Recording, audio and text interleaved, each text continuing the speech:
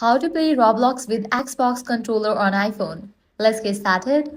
If you're tired of touchscreen controls and want the real gaming feel, this is for you. First, grab your iPhone or iPad and open the Settings app. Scroll down and tap on Bluetooth, then make sure it's turned on. Now grab your Xbox controller. Make sure it has fresh batteries. Press and hold the pairing button on the top until the Xbox light starts flashing. That means it's now in pairing mode. Back on your iPhone, look under Other Devices. You should see Xbox Wireless Controller. Tap it to connect.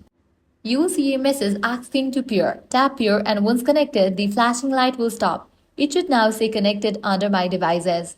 Next, launch the Roblox app. Log into your account if you haven't already. Pick any game you want.